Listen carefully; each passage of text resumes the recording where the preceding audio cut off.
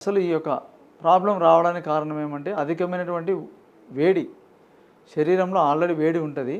దీనికి ఇంకా వేడి వస్తువులు ఎక్కువ తీసుకోవడం వల్ల మనము ఎక్కువ అధికంగా చికెన్ కానీ టీలు ఎక్కువ తాగడము, బాడీలో ఓవర్ హీట్ అయ్యేటటువంటి పదార్థాలు తీసుకోవడము, ఎక్కువగా మనము ఈ యొక్క సిట్టింగ్ జాబులు చేసే వాళ్ళకు ఇట్లా హీట్ ఎక్కువ డెవలప్ అయ్యేటప్పటికి ఏమైందంటే ఆ మొలలు అనేది స్టార్ట్ అవుతాయి.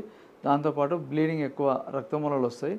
ఇట్లా ఫిస్టులా ఉడక కొంతమందికి చిన్న ముడ్డి దగ్గర గుల్లలాగా స్టార్ట్ అయ్యి అది లోపలంతా కుళ్ళిపోయినట్టు అయిపోయి లోపలంతా ఇన్ఫెక్షన్ లాగా అయిపోతుంది. దాని ద్వారా చాలా ఇబ్బంది పడి పూర్తిగా మనం దాన్ని సర్జరీ లాగా చేయించుకోవాల్సింది వస్తుంది.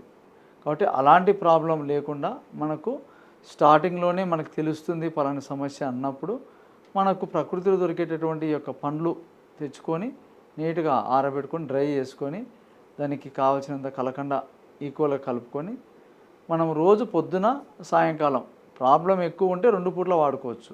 పొద్దున 1 స్పూను, సాయంకాలం 1 స్పూను నార్మల్ వాటర్లోనే కలుపుకొని తాగాలి.